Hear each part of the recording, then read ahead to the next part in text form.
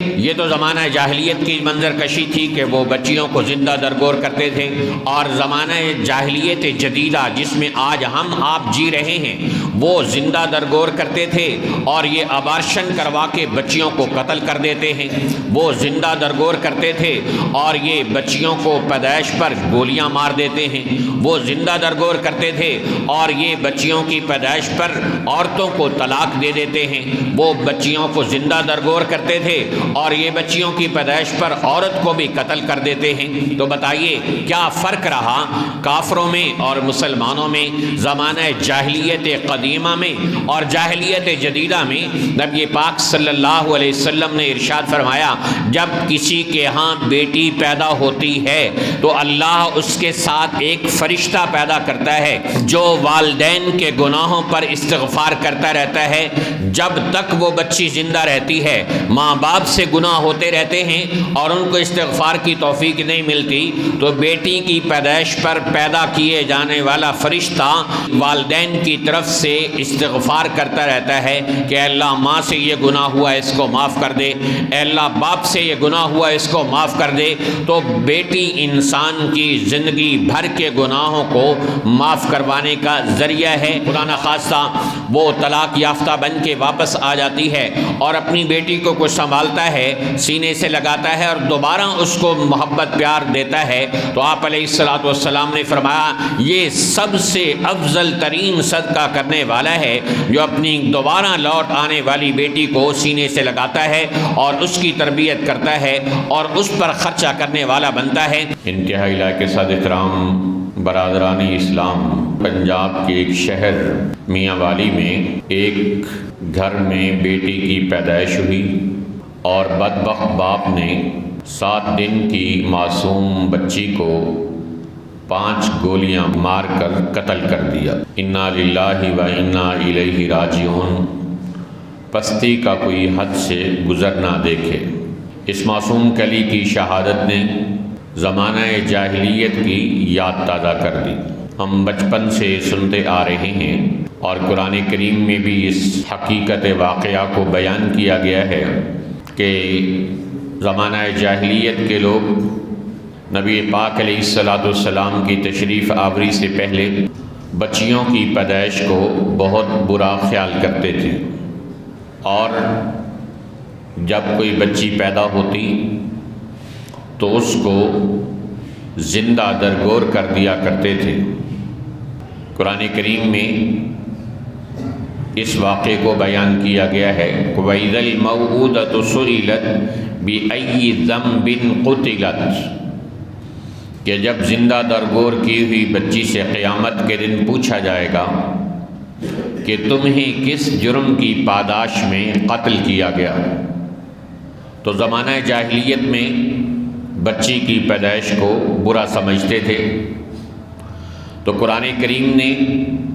بچی کی پیدائش کو ناپسند کرنا کفار کی صفت قرار دیا ہے۔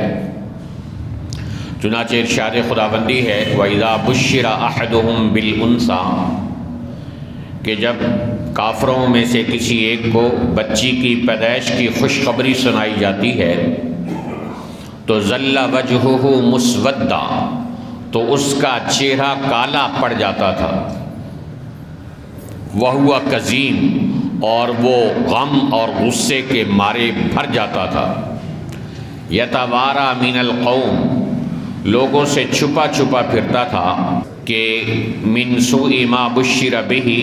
کہ جو بچی کی پیدائش کی جو بری خوشخبری اس کو ملے گی وہ اس کو سننی نہ پڑے، اور لوگوں سے چھپتا پھرتا تھا اور دل میں خیال کرتا تھا کہ ایمسکہ علی ہون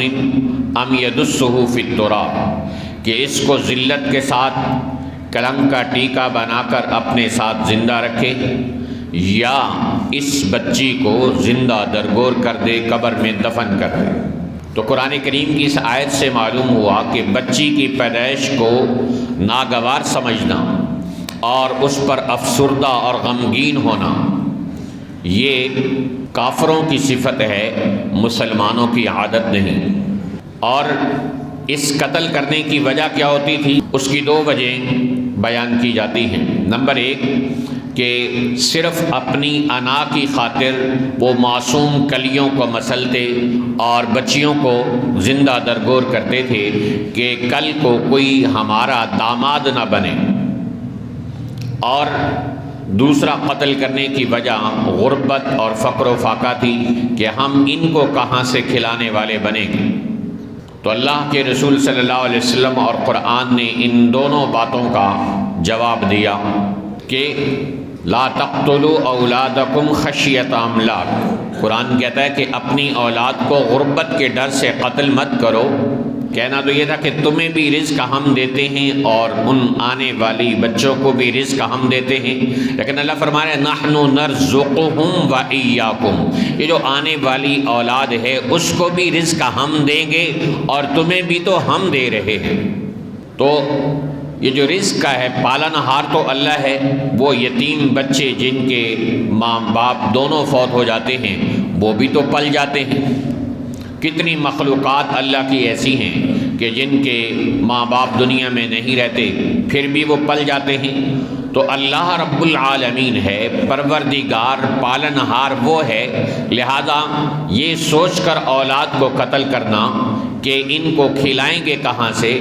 ان کو پلائیں پہنائیں گے کہاں سے، یہ انتہائی گھٹیا سوچ ہے۔ یہ تو اللہ کا کام ہے پالنا، کھلانا اور پلانا۔ تو انا پرستی کی وجہ سے اور صرف اللہ کی ذات پر یقین نہ ہونے کی وجہ سے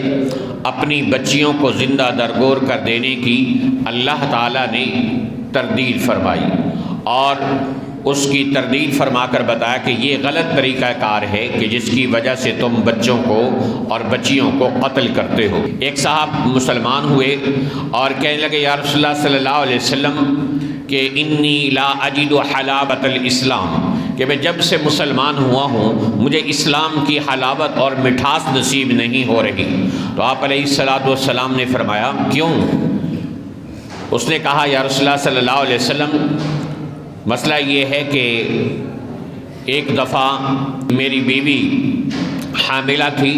اور میں سفر پر چلا گیا، اور بعد میں میری بیٹی پیدا ہوئی، اور بیٹی پیدا ہونے کے بعد مجھے سفر سے واپسی پر ٹائم لگ گیا، بچی چلنے پھرنے کے قابل ہو گئی۔ جب میں گھر میں آیا تو میں نے دیکھا کہ ایک معصوم سی خوبصورت بھولی بھالی بچی ہمارے گھر میں دوڑتی پھر رہی ہے، اور میں داخل ہوا تو میری انگلی پکڑ کر کبھی ادھر جاتی ہے، کبھی مجھے ادھر سے پیار کرتی ہے، کبھی ادھر سے پیار کرتی ہے، لیٹتا ہوں تو میرے اوپر آ جاتی ہے، چلتا ہوں تو میرے پیچھے پیچھے دوڑتی ہے۔ لیکن میں نے دل ہی دل میں نیت کر لی کہ میں اپنی اس بیٹی کو زندہ درگور کر دوں گا۔ تو میں نے ایک دن اس کی ماں کو کہا کہ اس کو تیار کراؤ، میں ذرا اسے آؤٹنگ پہ لے کے جاتا ہوں۔ اس کی ماں نے اسے بہت خوبصورت کپڑے پہنائے، وہ شہزادی اور زیادہ خوبصورت لگنے لگی، اور پھر میں اس بچی کو لے کر دور کہیں صحرا میں چلا گیا۔ لو اور دھوپ کی وجہ سے میں اور میری معصوم کلی جلتی رہی اور تکلیف اٹھاتے رہے۔ آخر ایک جگہ جا کر میں نے اپنی معصوم بیٹی کو اتارا، اور پھر میں وہاں گڑھا کھودنے لگا تو میری بیٹی مٹی میرے اوپر سے صاف کرتی تھی، اور میرے ساتھ بار بار کبھی گڑھے کو دیکھتی کبھی مجھے دیکھتی، اور اگر مٹی میرے بدن پر کپڑوں پر لگ جاتی تو اس کو اپنے معصوم ہاتھوں سے صاف کرتی۔ اور اچانک جب اس نے دیکھا کہ میں اس کو اٹھا کر اس گڑھے میں دفن کرنے والا ہوں تو اس کو بات سمجھ آ گئی، وہ چیخنے چلانے لگی اور بار بار ابو ابو پکارنے لگی کہ ابو آپ مجھے دفن نہ کریں، آپ مجھے اس کے اندر نہ ڈالیں۔ اور میں نے اس کو ڈالا اور اس کے اوپر مٹی ڈالنا شروع کر دی، پاؤں کی طرف سے، پھر پیٹ پر اور پھر سینے پر، اور معصوم بچی بار بار پکارتی رہی ابو آپ مجھے دفن نہ کریں، آج کے بعد آپ میری شکل نہیں دیکھیں گے، آج کے بعد میں آپ کے گھر کبھی نہیں آؤں گی، میں آپ کو کبھی تنگ نہیں کروں گی، میں آپ کو کبھی اپنا چہرہ نہیں دکھاؤں گی۔ یہ معصوم باتیں وہ کرتی رہی، اور میں ظالم درندہ بن کر، پتھر دل بن کر اس کے اوپر مٹی ڈالتا رہا یہاں تک کہ وہ پوری کی پوری زمین کے اندر دفن ہو گئی اور اس کے چہرے پر بھی مٹی ڈال دی، اور اس وقت بھی وہ ابو ابو پکارتی رہی۔ یا رسول اللہ صلی اللہ علیہ وسلم، جب بھی مجھے اس کی یاد آتی ہے اس کی آواز میرے کانوں میں گونجنے لگتی ہے، میری نیند حرام ہو جاتی ہے اور مجھ سے ایمان کی حلاوت چھن چکی ہے۔ تو آپ علیہ السلام نے اس کو فرمایا کہ اللہ تعالیٰ اسلام کی برکت سے سابقہ گناہوں کو معاف کر دیتا ہے۔ تو یہ وہ لوگ تھے کہ جنہوں نے جاہلیت اپنے اندر اتنی بسالی تھی کہ معصوم کلیوں کو اور اپنے جگر گوشوں کو اپنے ہاتھ سے وہ زمین میں دفن کر دیا کرتے تھے، اور ذرا بھی ان کا دل پسیجتا نہیں تھا۔ یہ پتھر دل کہنا بہت چھوٹا لفظ ہے ایسے لوگوں کے بارے میں۔ تو زمانہ جاہلیت کی یہ وہ عادات تھیں اور یہ وہ بری رسمیں تھیں کہ جن کے اوپر آ کر اسلام نے پابندی لگائی۔ اور حضرت عبداللہ ابن عباس رضی اللہ تعالیٰ عنہ منظر کشی کرتے ہوئے بتاتے ہیں کہ جب کسی عورت کی ڈلیوری کا ٹائم آتا تو اس کو ایک گڑھے میں کھود کر بٹھا دیتے تھے اور دیکھتے کہ اس نے کیا جنم دیا ہے۔ اگر بیٹی پیدا ہوتی تو اسی گڑھے میں جس میں عورت بیٹھی تھی عورت کو نکالتے اور اسی گڑھے میں بچی کو دفنا دیتے تھے، اور اگر بچہ پیدا ہوتا تو پھر ماں اور بیٹا دونوں گڑھے سے باہر نکل کر اپنے گھر میں آ جاتے تھے۔ تو یہ حضرت عبداللہ ابن عباس رضی اللہ تعالیٰ عنہ نے زمانہ جاہلیت کے لوگوں کا اپنی بچیوں کے ساتھ سلوک کا منظر کھینچا ہے۔ ایک اور صاحب تھے، انہوں نے کئی 100 بچیاں لوگوں سے خرید کر آزاد کی کہ تم ان کو قتل کرتے ہو، میں تمہیں پیسے دیتا ہوں، پیسے لے لو اور بچیوں کو قتل نہ کرو، بچیاں میرے حوالے کر دو۔ تو ایسے لوگ بھی تھے، لیکن ایک بہت بڑی تعداد ایسی تھی کہ جو بچیوں کے وجود کو ہی بوجھ سمجھتی تھی اور اپنے لیے عار محسوس کرتی تھی۔ تو قرآن کریم نے آ کر اس رواج کو توڑا اور بتایا کہ یہ بچی کی پیدائش عورت کے ہاتھ میں نہیں بلکہ یہ تو اللہ کی تقدیر کا فیصلہ ہے۔ یَہَبُ لِمَن یَشَاءُ اِنَاثًا، اللہ جسے چاہتا ہے صرف بیٹیاں عطا کرتا ہے، وَیَہَبُ لِمَن یَشَاءُ الذُّکُورَ، اور جسے چاہتا ہے صرف بیٹے عطا کرتا ہے، اور یُزَوِّجُہُم ذُکْرَانًا وَإِنَاثًا، اور اللہ جسے چاہتا ہے بیٹے اور بیٹیاں دونوں عطا کرتا ہے، وَيَجْعَلُ مَن یَشَاءُ عَقِیمًا، اور جسے چاہتا ہے دونوں سے محروم کر دیتا ہے۔ تو معلوم ہوا کہ بیٹے دینا بھی اللہ کا کام، بیٹیاں دینا بھی اللہ کا کام، اور بیٹے اور بیٹیاں دینا بھی اللہ کا کام، اور دونوں سے محروم رکھ کے بانجھ کر دینا بھی اللہ کا کام ہے۔ اس میں عورت کا کیا عمل دخل ہے کہ جس کی وجہ سے عورت پر ناراض ہوا جاتا ہے، یا اس معصوم کلی کا کیا قصور ہے جو دنیا میں اللہ کے حکم سے آتی ہے۔ عرب کے زمانے میں ایک آدمی ابو حمزہ تھا، اس کے گھر میں بیٹی پیدا ہوئی تو وہ اٹھا اور اس نے گھر آنا چھوڑ دیا اور باہر کوئی مکان کرائے پہ لیا اور اس پہ رہنا شروع کر دیا۔ تو اس کی بیوی شاعرہ تھی، اس نے شعر کہے، کیا ہو گیا ابو حمزہ کو کہ وہ اب ہمارے پاس نہیں آتا، حالانکہ ہمارے قریب ہی وہ رہتا ہے، اور غصے ہے اس بات پر کہ ہم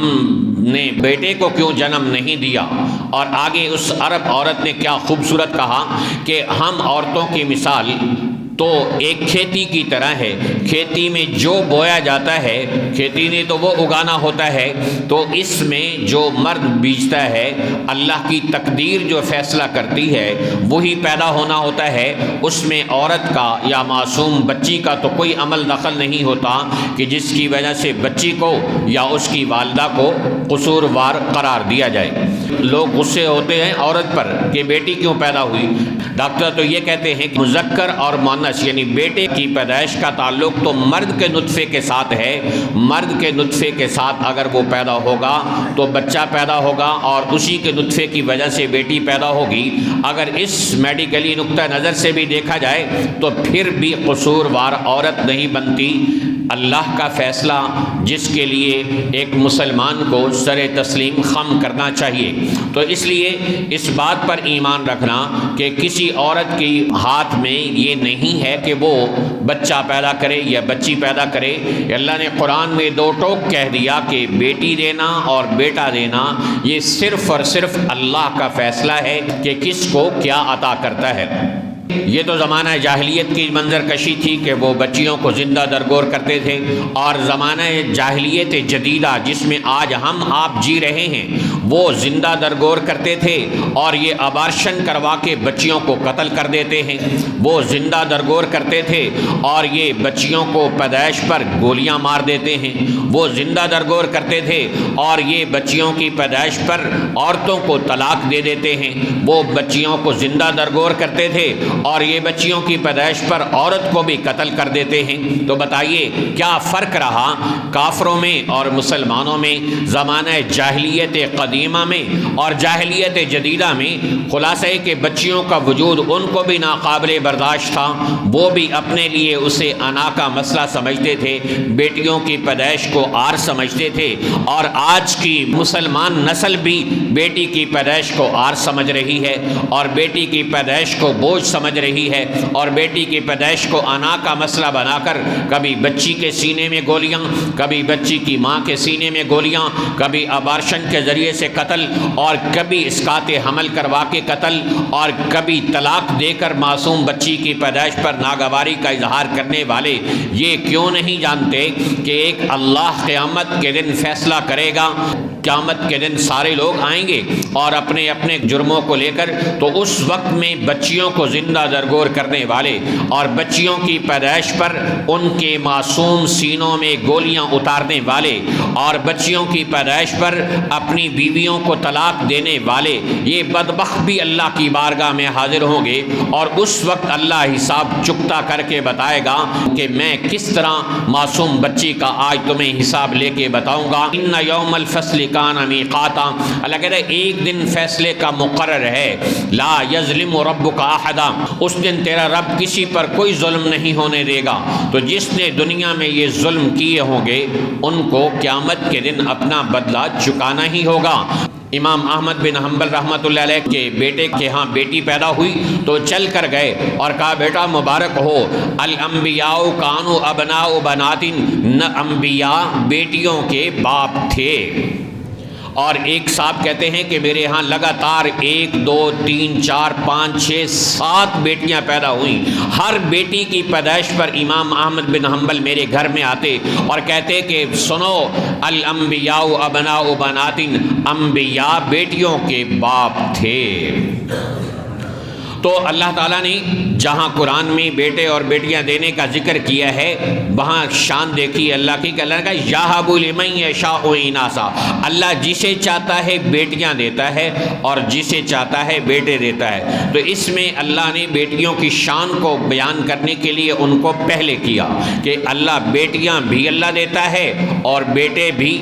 اللہ دیتا ہے۔ یہاں تو ایک بیٹی کی پیدائش پر لوگوں کا دماغ خراب ہو جاتا ہے اور وہ معصوم بچی کی سینے میں 5 گولیاں اتار کر اپنی فرعونیت اور درندگی کا مظاہرہ کرتے ہیں، اور اللہ کے رسول صلی اللہ علیہ وسلم کے ہاں 1 نہیں 2 نہیں 3 نہیں 4 بیٹیاں پیدا ہوئیں، اور آپ صلی اللہ علیہ وسلم نے ہمیشہ امت کو یہی بتایا کہ یا ایھا الناس، اے لوگو، لا تکرہوا البنات، بیٹیوں کی پیدائش کو ناگوار مت سمجھو، فإنہن المونسات الغالیات، اس لیے کہ یہ تو محبت کرنے والی اور بڑی قیمتی چیز ہیں۔ اللہ کے نبی صلی اللہ علیہ وسلم اور بچیوں کو بڑا قیمتی چیز قرار دے رہا ہو اور ہم اس کی پیدائش کو ناگوار سمجھ رہے ہوں تو ہمیں اپنے ایمان کی خیر منانی چاہیے۔ تو رسول اللہ صلی اللہ علیہ وسلم کو اللہ نے 4 بیٹیاں عطا فرمائی اور آپ نے چاروں سے بہت زیادہ محبت کی، اور آپ صلی اللہ علیہ وسلم سب سے چھوٹی بیٹی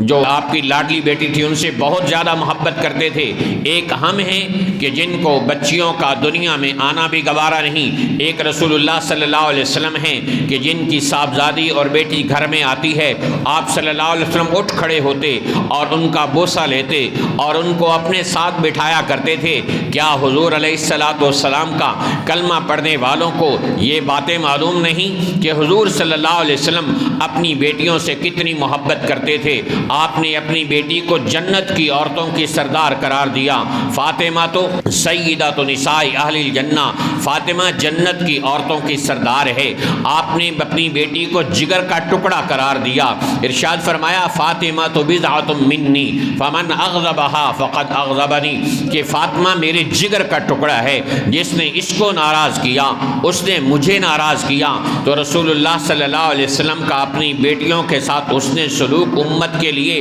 ایک سبق تھا کہ بیٹیوں کی پیدائش کو ناگوار سمجھنے والوں اپنے نبی کی سنت اور حسن سلوک کو بھی دیکھ لینا۔ پھر رسول پاک علیہ السلام نے بیٹیوں کے فضائل بیان کیے اور آپ نے ارشاد فرمایا کہ جس آدمی کو اللہ تعالیٰ نے ایک بیٹی عطا فرمائی اور اس نے اس کے ساتھ اچھا سلوک کیا تو اللہ تعالیٰ اس کو جنت عطا فرمائے گا۔ پھر دوسری حدیث میں آپ نے ارشاد فرمایا من عال جاریتین، جس آدمی کو اللہ نے 2 بیٹیاں عطا فرمائیں اور اس نے ان کی تربیت کی حتی تبلغا، یہاں تک کہ وہ بالغ ہو گئیں، تو آپ صلی اللہ علیہ وسلم نے فرمایا وہ اور میں جنت میں یوں اکٹھے ہوں گے۔ پھر ایک اور حدیث میں آپ نے ارشاد فرمایا جس آدمی نے 3 بیٹیوں کی تربیت کی اور ان کو ادب سکھایا اور ان کو کھانا دیا، وزوجہن، اور ان کی شادیاں کی، اللہ تعالیٰ اس کو ان 3 بیٹیوں کے ساتھ باپ کو جنت میں داخل کرے گا۔ تو صحابہ نے پوچھا یا رسول اللہ صلی اللہ علیہ وسلم 3 بیٹیوں کے ساتھ جانے والا تو جنتی ہے، اگر کسی کی 2 ہوں؟ آپ نے فرمایا کسی نے 2 بیٹیوں کی تربیت کی وہ بھی جنت میں جائے گا۔ صحابہ نے پوچھا کسی کی 1 بیٹی ہوئی؟ آپ نے فرمایا جس کی 1 بیٹی ہوئی وہ بیٹی بھی اس کو جنت میں لے جانے کا ذریعہ بنے گی۔ حضرت عائشہ کہتی ہیں کہ ایک عورت میرے گھر میں آئی اور کچھ مانگا کھانے کو، تو میرے پاس 3 کھجوریں تھیں، تو 2 بیٹیاں تھیں اس کی، 2 بیٹیوں کو اس نے کھجور دی، بیٹیوں نے کھا لی، تیسری وہ اپنے منہ میں ڈالنے لگی کہ بچیوں نے پھر کھجور مانگی اور اس عورت نے اس کے 2 حصے کر کے دونوں بچیوں کو دے دی۔ تو میں بڑی حیران ہوئی اور میں نے یہ بات رسول اللہ صلی اللہ علیہ وسلم کی گھر تشریف آوری پر آپ کو بتائی، تو آپ علیہ السلام نے ارشاد فرمایا من ابتلی بہذہ البناتی فصبر علیہن، کہ جس کو بچیوں کے معاملے میں آزمائش میں ڈالا گیا اور اس نے صبر کے ساتھ ان کی تربیت کی، ان کو پالا پوسا، تو قیامت کے دن یہ بچیاں ادخلہ اللہ الجنہ، ان کی وجہ سے اللہ تعالیٰ اس کو جنت میں داخل کرے گا۔ یا فرمایا کہ ان کو اللہ جہنم کی آگ سے بچائے گا۔ کن لہ سترا من النار، کہ یہ بچیاں اس کے لیے جہنم کی آگ سے آڑ کا ذریعہ بن جائیں گی۔ تو یہ بچیاں جنت میں لے جانے والی ہیں، بچیاں رسول اللہ صلی اللہ علیہ وسلم کی جنت میں رفاقت عطا کرنے والی ہیں، بیٹیاں جہنم سے بچانے کا ذریعہ بننے والی ہیں۔ یہ رسول اللہ صلی اللہ علیہ وسلم کی تعلیمات ہیں اور آپ نے اپنے عمل سے بھی بیٹیوں سے محبت کر کے دکھائی۔ پھر بیٹیوں کی اولاد حسن حسین رضی اللہ عنہما سے بے انتہا محبت کر کے دکھائی اور ارشاد فرمایا اللہم انی احبہما فاحبہما، اے اللہ میں حسن اور حسین سے محبت کرتا ہوں، تو بھی ان سے محبت فرما، واحب من یحبہما، اور جو ان سے محبت کرتے ہیں اے اللہ تو ان سے محبت فرما۔ تو حضور پاک علیہ السلام نے اپنی بیٹیوں سے محبت کی اور بیٹیوں کی اولاد سے محبت کر کے قیامت تک آنے والی اپنی امت کو بتایا کہ میری امت لا تکرہ البنات، بچیوں کو برا نہ سمجھنا، ان کے آمد اور ان کے وجود کو ناگوار محسوس نہ کرنا، فإنہن المؤنسات الغالیات، یہ تو بڑی قیمتی اللہ کے نزدیک چیز ہیں اور بڑی انسان کی طبیعت کو مانوس کرنے والی اور راحت دینے والی ہیں۔ تو میرے محترم بھائیوں، اللہ تعالیٰ کی ذات سے دعا ہے کہ اللہ تمام اہل ایمان کو رسول اللہ صلی اللہ علیہ وسلم کے فرامین کی روشنی میں اور آپ کے حسن سلوک کی اقتداء میں اپنی بیٹیوں سے محبت کرنے کی توفیق عطا فرمائے، اور بیٹیوں کی پیدائش پر بھی ایسی ہی خوشی کی توفیق عطا فرمائے جس طرح اللہ تعالیٰ نے اب ہمیں بیٹوں کی توفیق پر خوشی کی توفیق عطا فرماتا ہے۔ بیٹیوں کی پیدائش پر لوگ مٹھائیاں بانٹتے ہیں۔ میری جب پہلی بیٹی پیدا ہوئی تو میں ایک مدرسے میں پڑھاتا تھا، وہاں کے اساتذہ کرام کو اکٹھا کیا، پلاٹ میں بٹھایا اور ان کو مٹھائی کھلائی، مدرسے کے تمام طلباء کے لیے دیگ پکائی۔ تو مٹھائی کے لیے جب بیٹھے تو وہاں استادوں میں سے ایک استاد نے کہا کہ ہم نے تو آج تک بچوں کی پیدائش پر پوری زندگی مٹھائی کھائی ہے، بیٹی کی پیدائش پر مٹھائی تو پہلی دفعہ کھا رہے ہیں۔ پھر ایک اور استاد نے کہا کہ فلما جہزہم بجہیزہم، کہ وہ عرب آدمی استاد تھا، اس نے کہا کہ اس نے قرآن پاک کی ایک آیت پڑھی تو علماء نے کہا جو دوسرے استاد بیٹھے ہوئے تھے کہ آپ نے آیت غلط پڑھی ہے۔ اس نے کہا 3 مرتبہ اسی طرح پڑھا، کہا یہ پاکستان ہے، ہمارے عرب میں تو بچی کی پیدائش پر کوئی مسئلہ نہیں ہوتا کہ ساری تیاری بچے والے نے کرنی ہوتی ہے، لیکن تمہارا مسئلہ یہ ہے کہ فلما جہزہم بجہیزہم، یہ بیٹی پیدا ہوتی ہے تو جہیز کی فکریں ٹینشنیں شروع ہو جاتی ہیں، اور پھر اس کے رخصت ہونے تک اور اس کے بعد بھی کمی بیشی بھیجی گئی لسٹ میں ہو تب بھی زندگی برتانے آتے رہتے ہیں۔ تو اللہ تعالیٰ ہمیں ان تانا زنیوں سے بچائے اور بچیوں کی پیدائش پر بھی ایسی ہی خوشیاں منانے کی توفیق عطا فرمائے جیسے بچوں کی پیدائش پر مناتے ہیں۔ تو کون کون نیت کرتا ہے کہ اللہ کے نبی صلی اللہ علیہ وسلم کی سنت کی اتباع میں بیٹیوں کی آمد کو خوشگوار محسوس کروں گا، اور بیٹیوں کی پیدائش پر بھی ہم انشاءاللہ ایسے ہی خوشی کا اظہار کریں گے، اور انشاءاللہ ہم اس پر مٹھائی تقسیم کریں گے۔ نیت کون کرتا ہے انشاءاللہ؟ اللہ تعالیٰ ان بچیوں کو جن کو اللہ نے بیٹیاں عطا فرمائی ہیں، ان سب کے لیے ان بیٹیوں کو جنت میں داخلے کا ذریعہ بنائے اور جہنم سے بچنے کے لیے آڑ بنائے، اور بیٹیوں سے ہمیں محبت کرنے کی اور ان کے حقوق ادا کرنے کی توفیق عطا فرمائے۔ وآخر دعوانا ان الحمد للہ رب العالمین۔